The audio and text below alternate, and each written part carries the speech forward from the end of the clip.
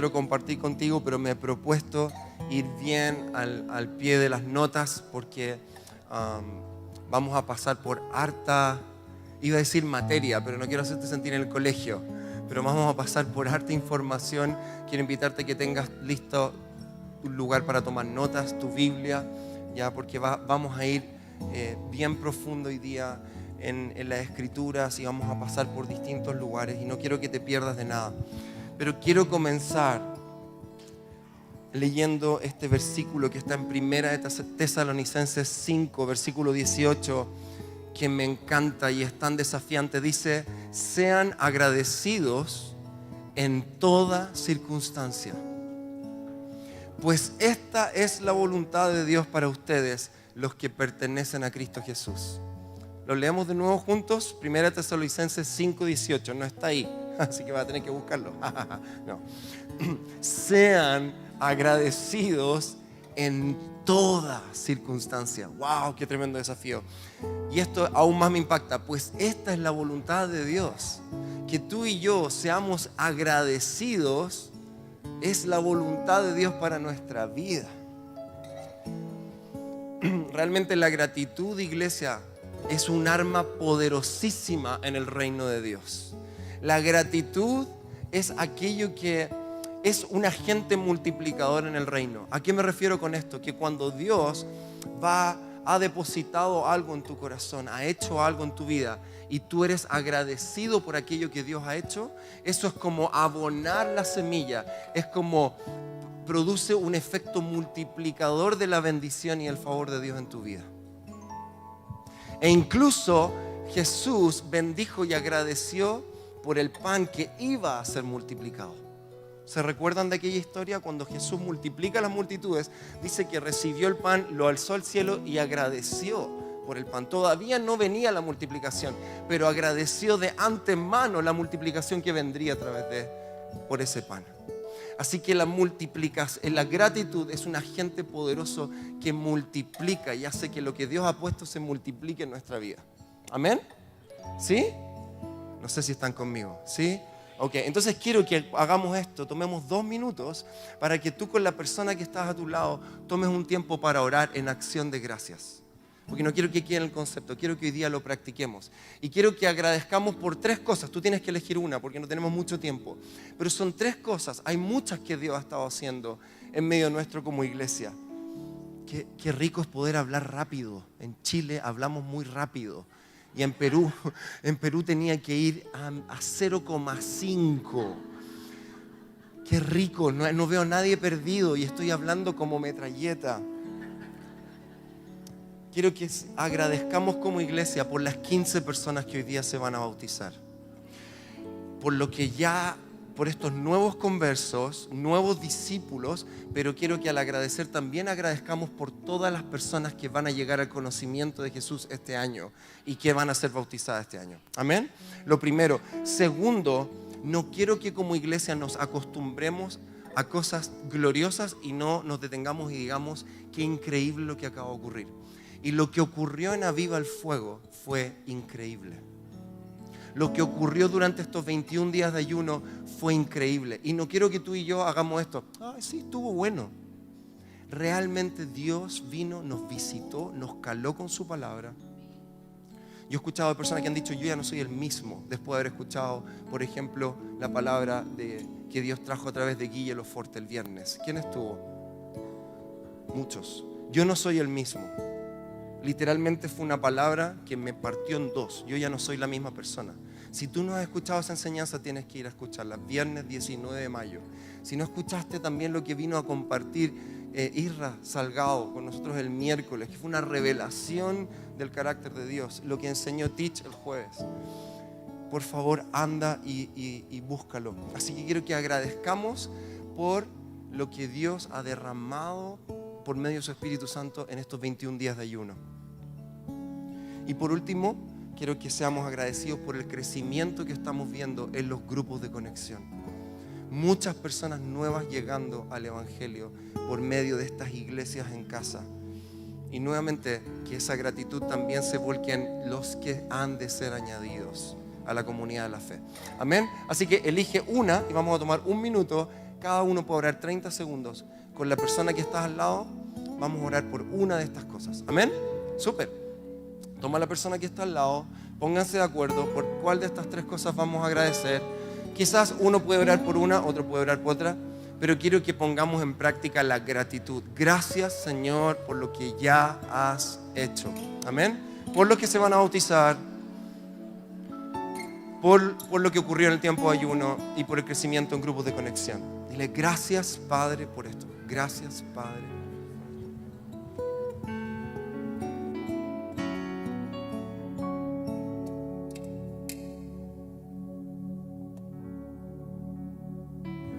Quiero que te fijes también lo que ocurre en el ambiente espiritual cuando la iglesia agradece.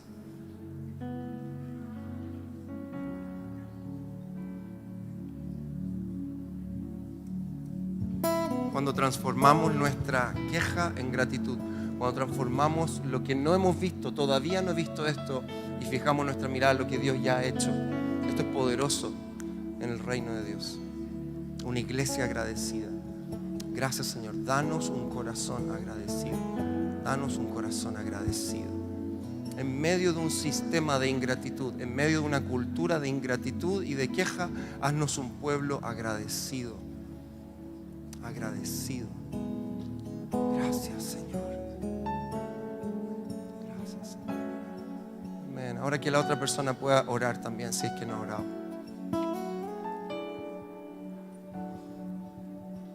Gracias, Señor.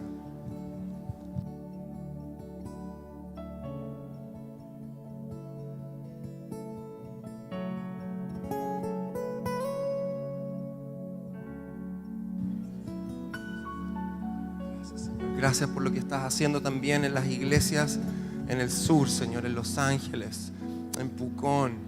Gracias por lo que estás haciendo en Rancagua. Gracias por lo que estás haciendo en Chicureo, en la misión Chicureo. Gracias, Señor, por cómo tu evangelio se está extendiendo por medio de la plantación de nuevas iglesias en nuestro país. Gracias, Señor, por tu mover en el sur de Chile. Gracias, Señor, por lo que hiciste en el Perú. Gracias, Señor, por un mover global, Señor, un despertar de la iglesia en el mundo. Gracias, Señor. En el nombre de Jesús. Amén. Amén. ¿Cómo se siente entrar en ese espíritu de gratitud? Amén. Bien, demos un aplauso, Señor, a Él por lo que Él ya está haciendo y por lo mucho que Él va a hacer. Amén.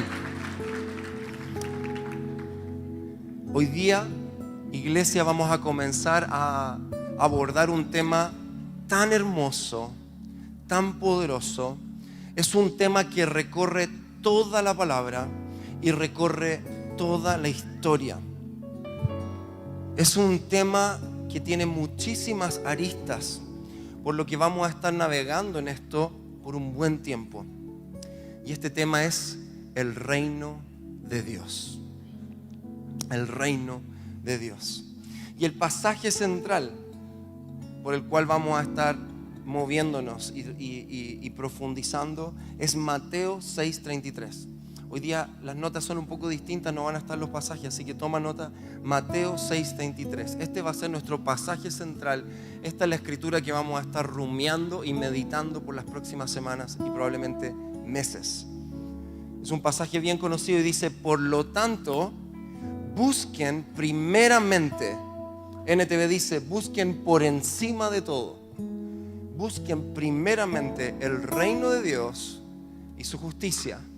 NTV dice, busquen el reino de Dios y vivan una vida justa. Y es una muy buena interpretación de esto. Y todas estas cosas, todo lo que ustedes necesitan, les será añadido. Así que a esta serie le hemos llamado Primero su reino. Primero su reino. Amén. Así que si ya quieres hacerte una polera, puedes hacerte una polera. De esto se trata y este es el fruto de esta enseñanza, de este tiempo.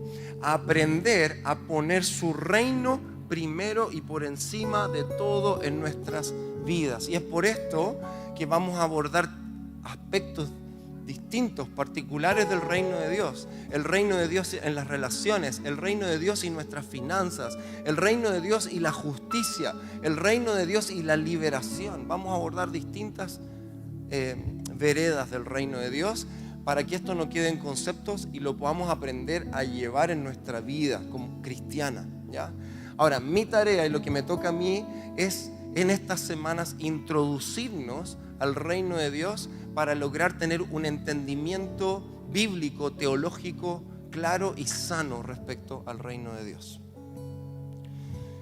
Yo tengo una convicción profunda de que esto que vamos a comenzar a estudiar ahora, para este momento hemos sido preparados los últimos meses. Yo tengo una convicción de que hemos sido enseñados por el Espíritu Santo por medio de su palabra en enseñanzas fundamentales, rudimentarias de la palabra, para que hoy día podamos adentrarnos en un próximo paso. ¿Recuerda lo que decía Hebreos 6, 2, 3? Decía lo siguiente el autor: ustedes tampoco necesitan más enseñanza acerca, ojalá puedan completar conmigo esto, los bautismos, la imposición de manos, la resurrección de los muertos, el juicio eterno, antes el arrepentimiento y la fe en Dios. Y termina diciendo esto: así que si Dios quiere, avanzaremos hacia un mayor entendimiento. Amén. Así que luego de haber estudiado estos fundamentos, estos rudimentos de la fe, hoy día avanzamos hacia un mayor entendimiento del reino de Dios. Quiero decirte que el reino de Dios fue el mensaje principal de Jesús. Fue el mensaje central de la predicación de Jesús en la tierra. Mateo 4:17 dice lo siguiente: a partir de entonces Jesús comenzó a predicar: arrepiéntanse de sus pecados y vuelvan a Dios, porque el reino del cielo está cerca. Es más, el reino de Dios o el reino de los cielos es mencionado 162 veces en el Nuevo Testamento. Y de estas 162, 106 veces por Jesús mismo en los 4 evangelios. Este es el tema principal de la predicación de Jesús. Y vamos a ir entendiendo por qué. Respecto a la teología del reino, ¿a qué nos referimos con teología? Nos referimos al estudio, a la comprensión de Dios. En este caso, a la comprensión del reino de Dios. La teología del reino forma parte esencial y fundamental de nuestra comprensión bíblica como movimiento de iglesias Viña en el mundo. La teología del reino es nuestro lente a través del cual nosotros interpretamos las Escrituras. John Wimber, fundador del movimiento de las Viñas, de quien yo creo que ya han escuchado bastante, ¿verdad?, estas últimas semanas, y aquí me detengo, y hablando de gratitud, ¿quién está agradecido por la prédica de Panchito Tapia el domingo pasado? ¿Sí o no? Fue maravilloso, maravillosa enseñanza. Y él habló mucho de esto, retomó también parte de la historia de cómo la viña comienza. Y John Wimber, que era un estudioso de la palabra, de hecho él fue profesor del seminario Fuller, un instituto teológico, él fue muy impactado e influenciado por distintos autores y teólogos. Dentro de ellos, el que más le impactó fue George Ladd. Ustedes también van a recibir estos apuntes, así que ahí pueden ver. George Ladd. Y él había estudiado y profundizado muchísimo, de manera notable, en el tema del reino de Dios. Y para John Wimber, esto fue realmente revolucionario.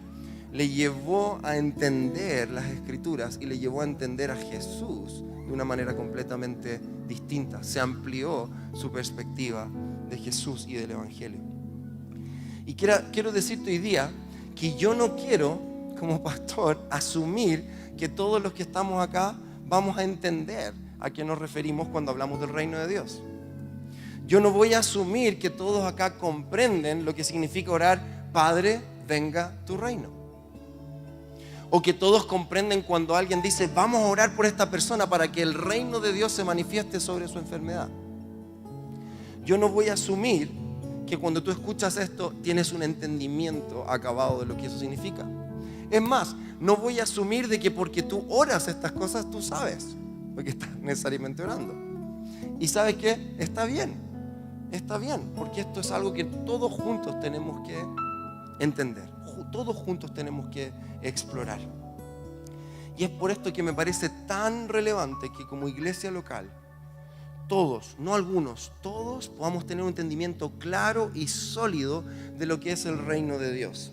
Para que así todos podamos pararnos sobre una misma plataforma y podamos acercarnos a su palabra con el lente correcto.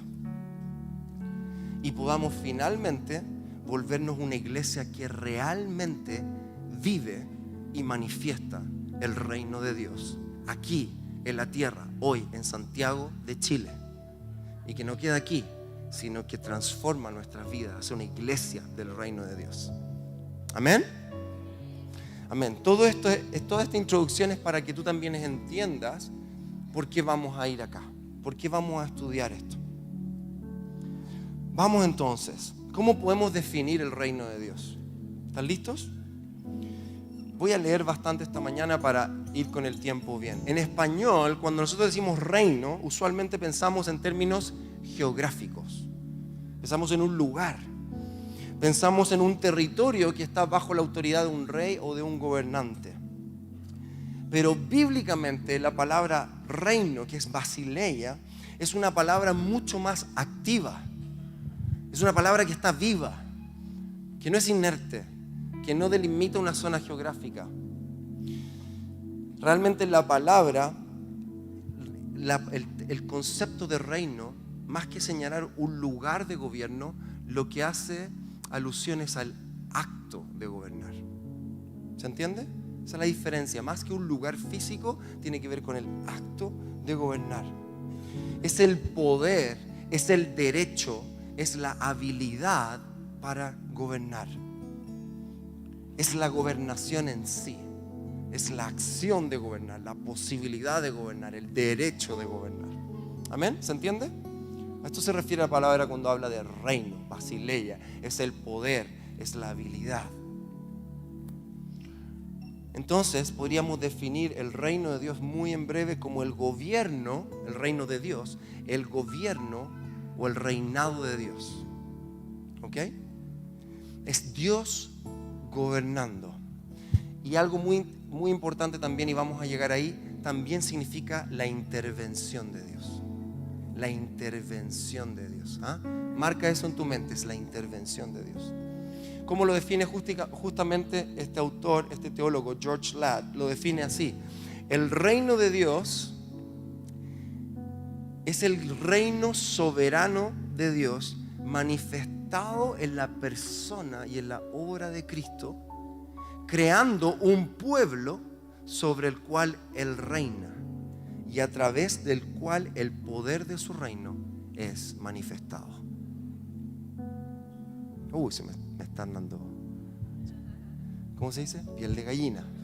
Lo repito, el reino de Dios es el gobierno soberano de Dios manifestado en la persona y en la obra de Cristo, creando un pueblo sobre el cual Él reina y a través del cual su poder se manifiesta. Amén. Súper.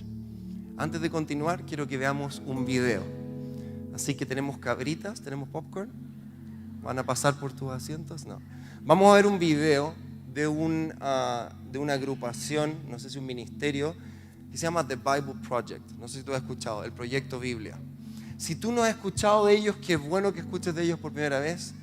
Y si hay algo que yo te recomendaría es, anda a YouTube, pon The Bible Project y gástate una semana entera viendo sus videos. Adelante, cámara.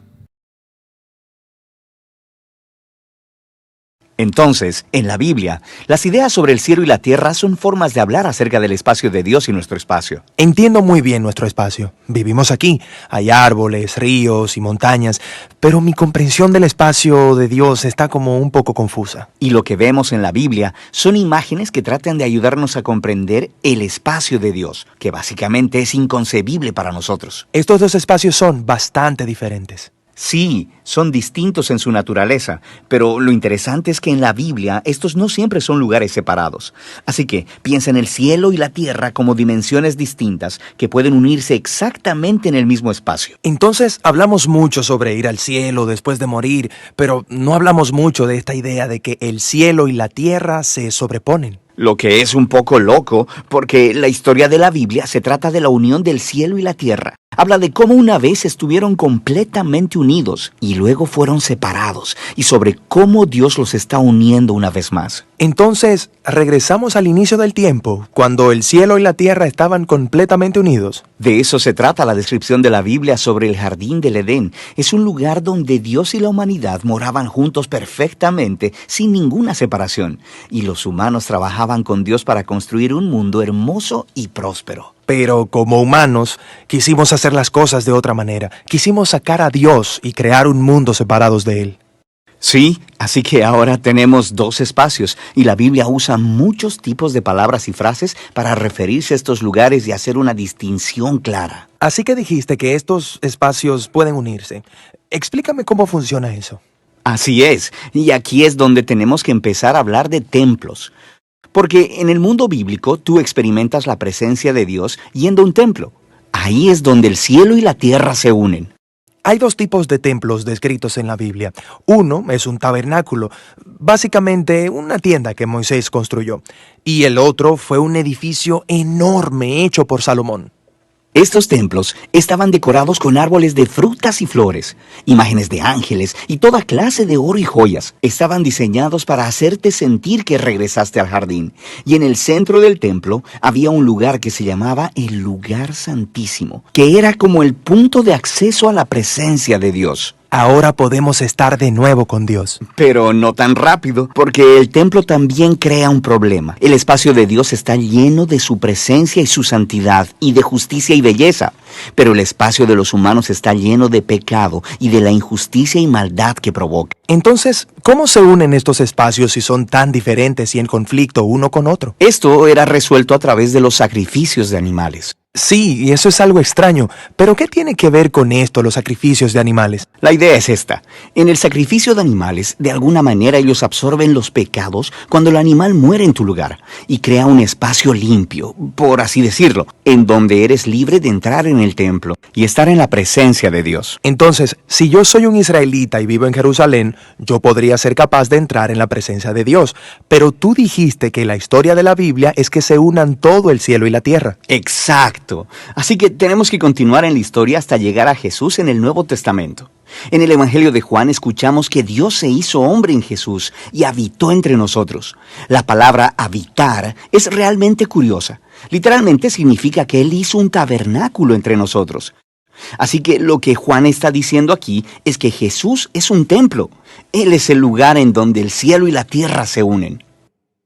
Lo que es interesante sobre Jesús es que Él no se quedó en un lugar limpio y seguro. Él iba y convivía con los pecadores. Él sanaba personas de sus enfermedades y perdonaba a las personas de sus pecados. Él básicamente está creando pequeños espacios del cielo en donde las personas pueden estar en la presencia de Dios, pero lo está haciendo ahí, en medio de un mundo de pecado y muerte. Y Él le dice a todo el mundo que el reino de Dios está cerca. Incluso le dijo a sus seguidores que oraran con frecuencia para que viniera el reino de Dios y que su voluntad fuera hecha aquí en la tierra como en el cielo. Pero muchas personas se sintieron amenazadas por Jesús y lo asesinaron, lo que parece arruinar todo el plan de reunir el cielo y la tierra. Pero tenemos que regresar a una escena temprana de la historia de Jesús, donde Juan el Bautista ve a Jesús y dice: ahí está el Cordero de Dios que quita quita el pecado del mundo. Entonces no solo se habla de que Jesús es el templo, también se habla de que Él es el sacrificio del templo. Exacto. Así que la cruz es ahora el lugar en donde Jesús absorbe el pecado para crear un espacio limpio que no es limitado como los sacrificios animales. El sacrificio de Jesús tiene el poder de seguirse expandiendo y expandiendo y reuniendo más y más el cielo con la tierra. Eso es realmente genial, pero me deja una gran pregunta. ¿Qué es lo que pasa cuando muero? ¿Simplemente voy a volar para ir al lugar de Dios y estar con Jesús? Sí, en algunos lugares del Nuevo Testamento aprendemos que los cristianos estarán con Jesús en el cielo después de morir. Pero ese no es el enfoque de la historia de la Biblia. El enfoque es cómo el cielo y la tierra están siendo unidos a través de Jesús y estarán completamente unidos un día a su regreso. En el libro de Apocalipsis se nos da una hermosa imagen del jardín del Edén, ahora en forma de una ciudad.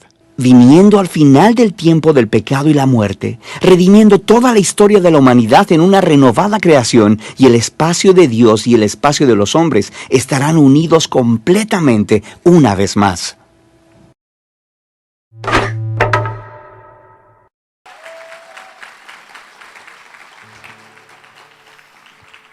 Eso sería, oremos. A mí nomás se me ocurre seguir predicando después de The Bible Project. Es como, ok, ¿sabes que yo oro por más creativos en la iglesia que comuniquen el mensaje de la palabra de Dios? O sea, por favor, qué impacto, qué tremendo poder navegar las profundidades de la Escritura y luego comunicarlo de manera tan accesible. Qué maravilla. Oh, me cuesta aquí volver. Ok. Hoy día, iglesia, lo que vamos a hacer entonces es adentrarnos en la narrativa bíblica. Vamos a recorrer esta semana desde Génesis hasta Apocalipsis para ver entonces la historia del reino de Dios. Hoy día vamos a abordar parte del Antiguo Testamento. Y aquí un spoiler alert nomás, solo para poner expectativas en ti y sumar intercesores. El Señor ha puesto, y tengo permiso del equipo de Escuela de Reino de decir esto, el Señor ha puesto en nuestro corazón crear nuestro propio material de la Escuela del Reino. Sí, con autores de esta comunidad, y ponerlo en funcionamiento a partir del próximo año. Ya adivina tú cuál va a ser la columna vertebral de este material de 2 años. El reino de Dios. El reino de Dios. Así que para que estés orando y para que desde ya estés preparándote, porque todos vamos a volver a estudiar, todos vamos a volver a meternos en esto, ¿ok? Quiero mostrarte, no sé si tenemos el keynote, un slide que probablemente no se vea nada, pero no te preocupes porque, mira, se ve bastante. Ok, vamos a ir haciendo zoom in a cada parte, ¿ok? Lo que vemos ahí, yo no lo tengo acá. Lo que vemos ahí es una línea cronológica del Antiguo Testamento, donde lo que yo he hecho es seleccionar 4 eventos y 4 sucesos, momentos claves. Podríamos tomar muchos otros, pero que para mí me parecen que son relevantes y determinantes en la narrativa del desarrollo del reino de Dios. La creación, gracias amigo, la creación, el éxodo, el reinado de David y Salomón y luego el anuncio de los profetas, ¿ok? Lo que ves ahí también sobre la línea, en esa línea entrecortada, es un poco del relato del desarrollo de la historia de Israel. Israel, la promesa de Abraham, Israel que pide un rey, la rebelión de su pueblo y un pueblo a la espera de su Salvador. Y abajo vamos a ver varios ítems que vamos a desarrollar. Hoy día probablemente alcancemos a desarrollar los primeros 2, de la creación y el éxodo. Así que si vamos al próximo slide, por favor. Y ahí yo estoy súper bien, Tich, si lo quieres. Gracias. Gracias, amigo. Ok, la creación. Hay 2 cosas principales que ocurren en el acto creativo. Lo primero es esto, es que se establece un diseño de Dios, lo que le llamamos el diseño original. Este diseño donde todo funciona en armonía, perfecto, como vimos ahí en el video. Y en ese diseño lo primero que está ocurriendo, lo principal que está ocurriendo es se está estableciendo un templo de adoración. Dios está estableciendo en la tierra un templo para su propia presencia.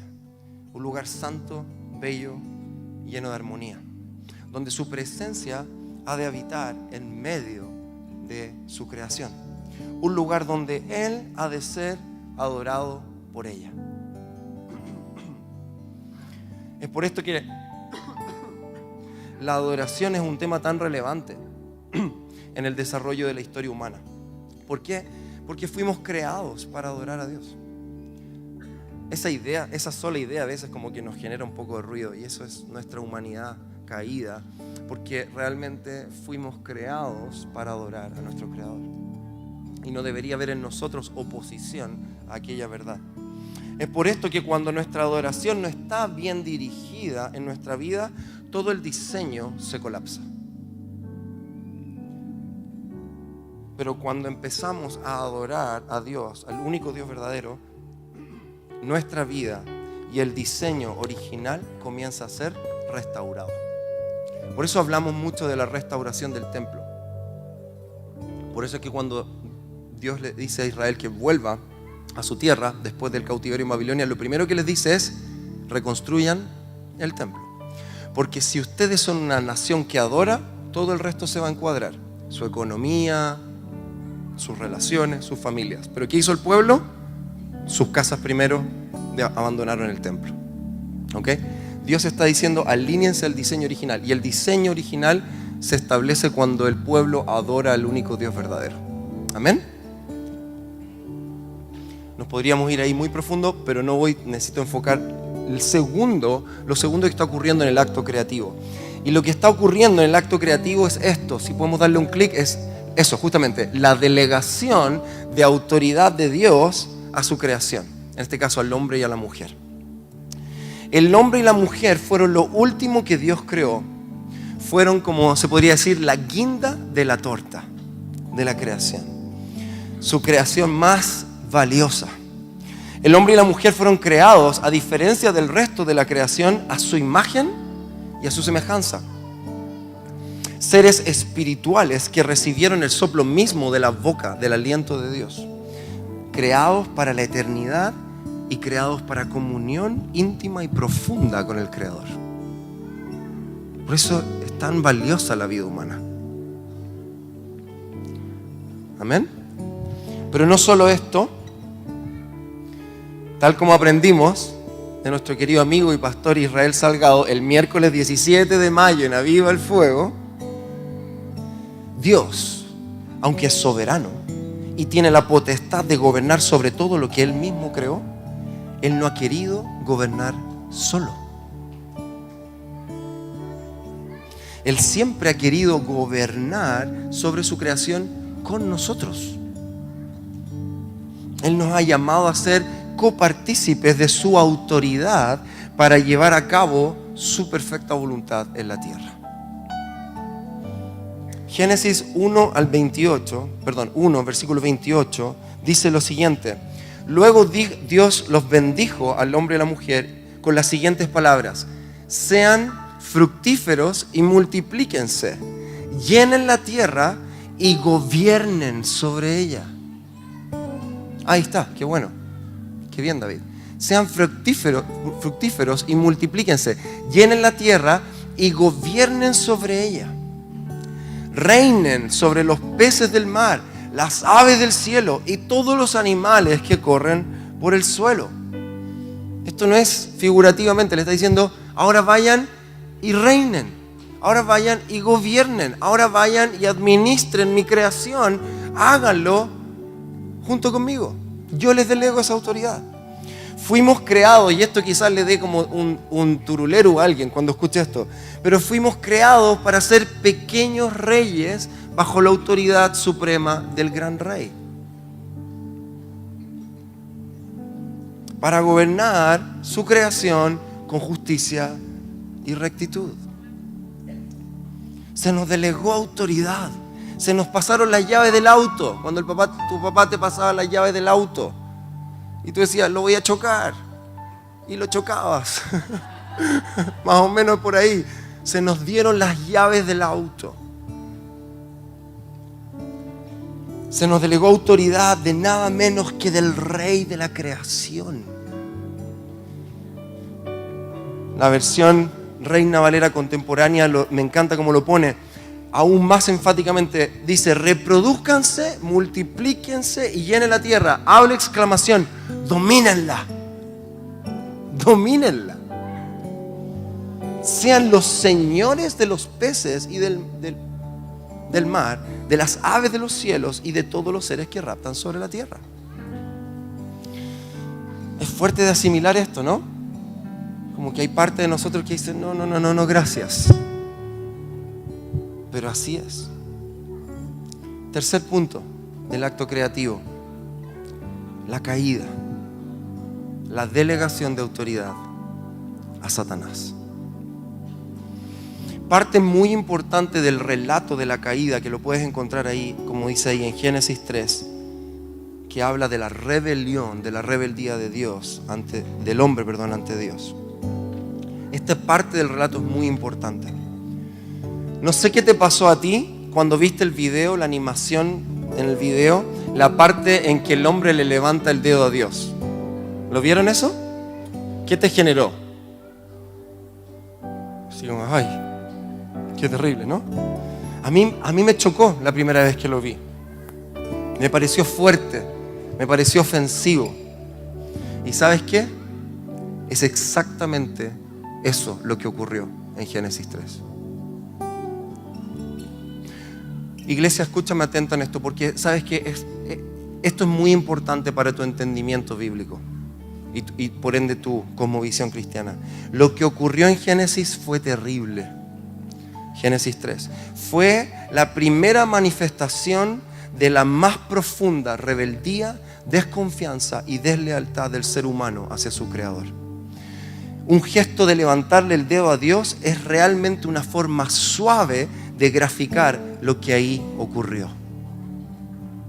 Lo que pasó en ese momento de la historia, y tengo que decirte esto, iglesia, porque te amo, lo que pasó en ese momento no fue responsabilidad de Satanás. Porque hemos llegado a creer e incluso a enseñar este mensaje: ay, pobre de nosotros que Satanás nos engañó. Qué malo que es él. Y pobre de mí que caí en su trampa. Como quien cayó en el cuento del tío. No, iglesia, déjame decirte esto. La verdad es que él fue el tentador y el mentiroso, pero fuimos nosotros quien creímos el engaño y quien finalmente decidimos rebelarnos contra Dios. Nosotros le dimos la espalda a Dios. Y hasta el día de hoy esta sigue siendo la actitud del corazón humano: no quiero saber nada de Dios. Esta es la actitud del corazón humano: quiero simplemente tomar lo que Él me ha dado para luego irme y dejarle detrás. Esto es la parábola del hijo pródigo. Papá, dame lo que tú tienes para mí, pero a ti. Tú sabes que cuando el hijo pródigo le dice al papá: dame la herencia en vida, eso quizás está más normalizado en nuestra cultura y en nuestro contexto, pero básicamente en ese entonces culturalmente el hijo le estaba diciendo: papá, por mí que tú estuvieras muerto.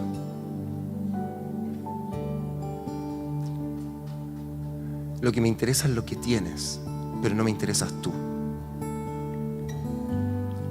Y ese sigue siendo el corazón humano delante de Dios. Un corazón rebelde y ofensivo. Te lo voy a decir hoy día en un paréntesis: si no entendemos la profundidad de nuestro pecado, no vamos a entender la grandeza de la cruz. Te lo voy a repetir, iglesia: si tú no entiendes la profundidad del pecado humano, tú no vas a entender la inconmensurable bondad de Dios y su gracia. Y luego el fruto de eso es que tú vas a vivir sin valorar la gracia de Jesucristo. Porque va a ser una añadidura a tu vida, no el salvavidas de tu vida. ¿Y sabes lo que pasó ahí? No solo nuestra relación con Dios se vio afectada profundamente, sino que lo que hicimos fue delegarle a Satanás la autoridad que el rey nos había delegado a nosotros. Y las llaves del auto las pusimos en las manos de Satanás. Y le dijimos esto a Satanás: tú gobiernas la tierra. A mí no me interesa cumplir con esa orden. Tú gobiernas la tierra. Y es por eso que en la Biblia y Jesús mismo nos dice que Satanás es el gobernador de este mundo, el príncipe de la tierra. Estas son noticias fuertes, pero noticias que hay que saber.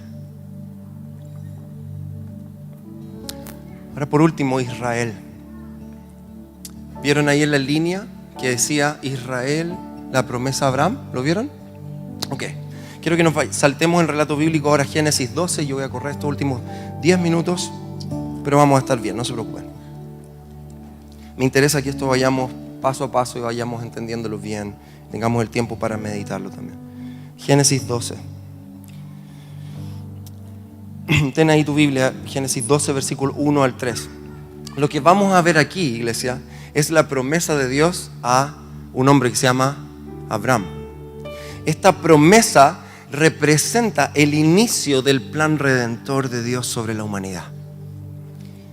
Porque así es nuestro Dios, un Dios de misericordia, un Dios grande en misericordia, un Dios de nuevas oportunidades, lento para la ira y grande en misericordia. Una de mis oraciones favoritas para mí con Dios es: gracias Dios por ser como eres. ¿Qué hubiera sido de mí si tú hubieras sido un Dios tirano? Pero tú eres un Dios misericordioso. Tú eres amor. Tú eres el amor. Tú no te das por vencido. Así que lo que vemos acá es el inicio de este plan redentor de Dios sobre la humanidad. Este plan, que va a ser ahora el hilo conductor de todo el relato del Antiguo Testamento, será el siguiente: la redención de un pueblo. Una nación que Dios escogería para ser suya y para caminar con Él ahora en amor y fidelidad. ¿A qué le recuerda esas palabras? El matrimonio. Una nación que va a nacer de un pacto de amor y de fidelidad para caminar juntos para siempre. Esta va a ser la nación escogida de Israel. Leemos Génesis 12, 1 al 3. Dice: el Señor le había dicho a Abraham: deja tu patria y tus parientes y a la familia de tu padre y vete a la tierra que yo te mostraré. Y aquí viene la promesa que está vigente hasta el día de hoy. Haré de ti una gran nación. Te bendeciré y te haré famoso. Y serás una bendición para otros. Bendeciré a quienes te bendigan y maldeciré a quienes te traten con desprecio. Todas, levanta las manos si cabes aquí, todas las familias de la tierra serán bendecidas por medio de ti. Dios no nos abandonó. Dios no nos ha abandonado. Abraham y la nación de Israel, que nacería de él, habría de ser un prototipo, escucha esto, iglesia, un prototipo del reinado de Dios en la tierra. Sería esta nación la encargada de caminar con Dios en amor y en obediencia, siendo un ejemplo para todas las naciones del mundo de cómo se ve un pueblo bajo el gobierno del verdadero rey. Y aún más, esto habría de provocar a las otras naciones del mundo deseo y celo de querer conocer a ese rey. Siento que lo estoy perdiendo, ¿no? Ok, vamos a volar. El éxodo lo vamos a hacer muy rapidito porque si no Vamos con Éxodo. 5 minutos y cerramos. Lo primero que ocurre en Éxodo, si podemos poner el próximo slide ahí, es la intervención libertadora o liberadora de Dios. Recordemos la definición del reino de Dios que vimos al comienzo. El reino de Dios es el gobierno, reinado de Dios, es también la intervención de Dios en la historia humana. Es cuando, eso significa Así podríamos tratar de interpretar el gran yo soy. El yo soy es el Dios presente, que se hace presente. El Dios que fue, que es y será, pero que no solo está en el abstracto, no está en la eternidad, sino que cuando Dios se presenta como el yo soy a Moisés en la zarza, está diciendo: yo soy ese Dios que hoy día se hizo presente en tu historia, en tu cronos. He escuchado el clamor de mi pueblo y aquí estoy. Es como cuando Superman aparece en escena. Es como cuando el Chapulín Colorado aparece. El yo soy. Y cuando aparece el yo soy, ¡ay, ay, ay, ay, ay! En el relato del éxodo del pueblo de Israel de la tierra de Egipto, vamos a ver a Dios interviniendo en la historia de su pueblo de una manera tremenda y poderosa. Podríamos decir, atención con esto, que el éxodo representa la primera intervención del reino de Dios en la historia humana, en la que vemos todas las características propias de su manifestación, siendo la principal, y quiero que con esto te vayas hoy día, siendo la principal y más característica de ellas, la liberación. El reino de Dios es igual a liberación. El reino de Dios es igual a libertad.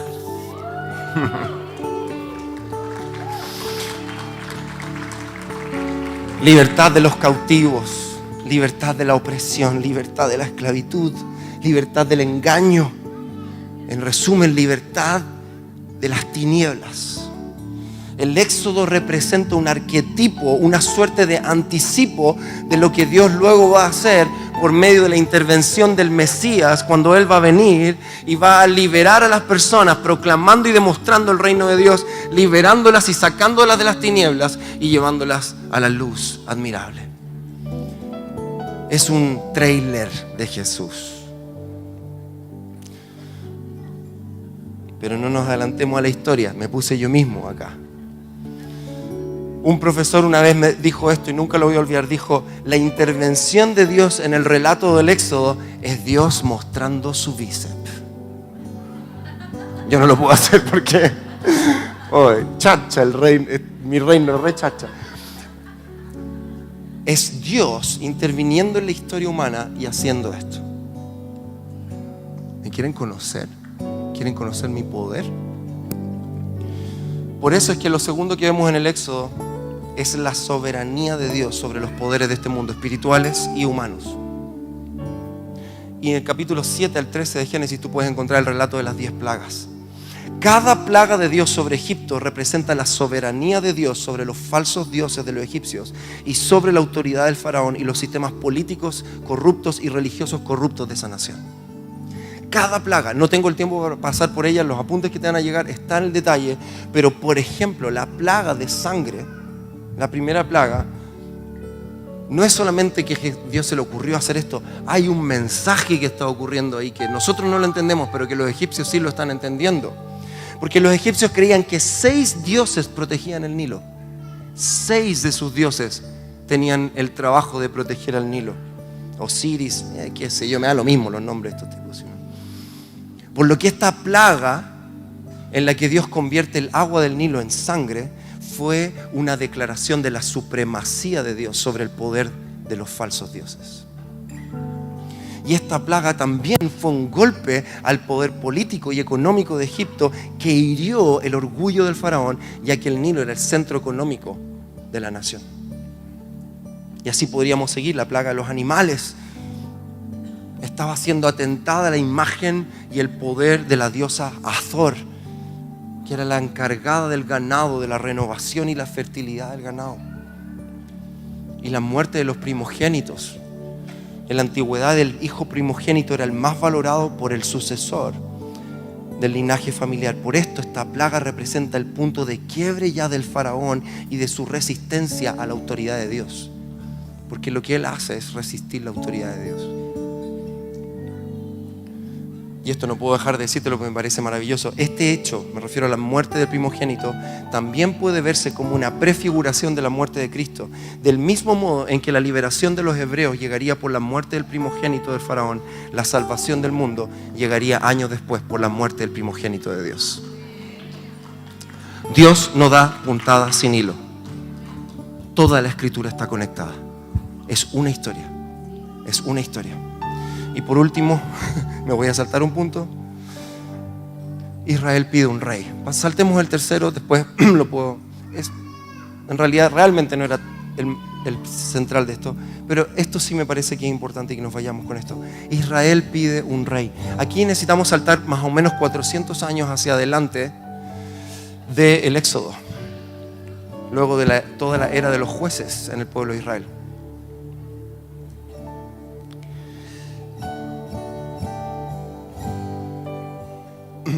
Y aquí lo que vamos a llegar es al relato del profeta Samuel. En este momento de la historia, Israel le está pidiendo al profeta Samuel que les busque un rey humano.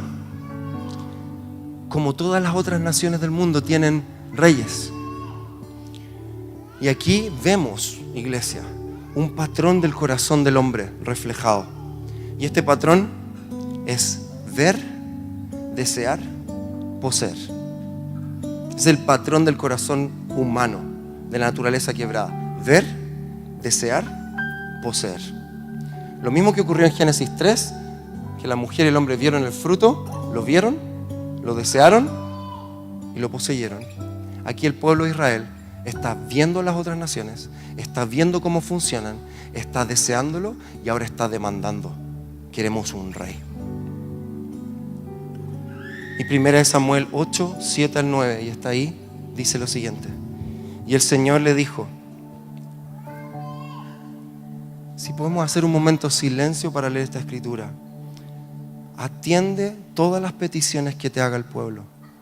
No te han rechazado a ti, sino a mí. No quieren que yo reine sobre ellos.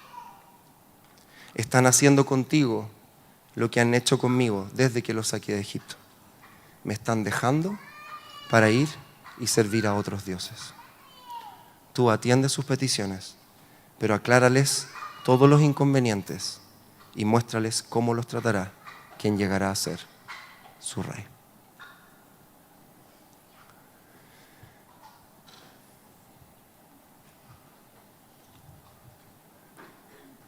El pueblo de Israel no le bastó tener al rey del universo como su rey.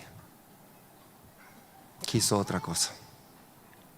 Y quiero que hoy día terminemos este tiempo simplemente orando y reflexionando y abriendo nuestro corazón delante del Señor y preguntándonos si es que realmente queremos al Rey de Reyes siendo nuestro Rey. Amén.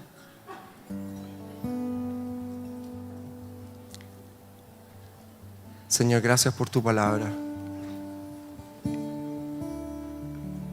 Espíritu Santo, te pido que en este momento tú nos permitas tener un mayor entendimiento de tu reinado. Que tú nos permitas tener un mayor entendimiento del deseo de tu corazón para nosotros. Te pido, Espíritu Santo, que empieces a arar la tierra de nuestro corazón.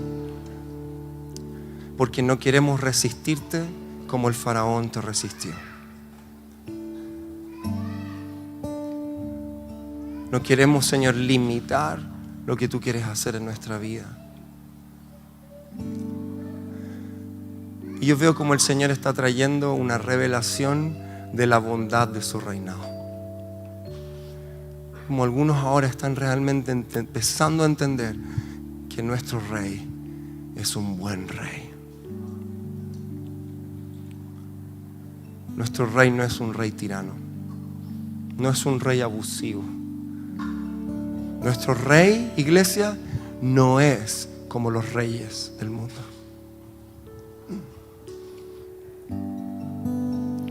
Y si eso es lo que el Espíritu Santo te está revelando hoy día, toma esta revelación y llévatela en tu corazón.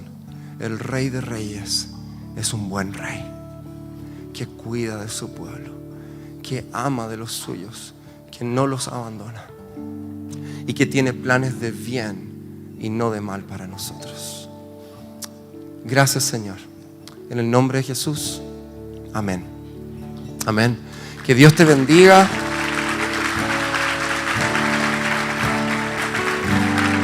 De verdad traté de ir más rápido, pero la próxima semana continuamos y eso. Gracias, amigo.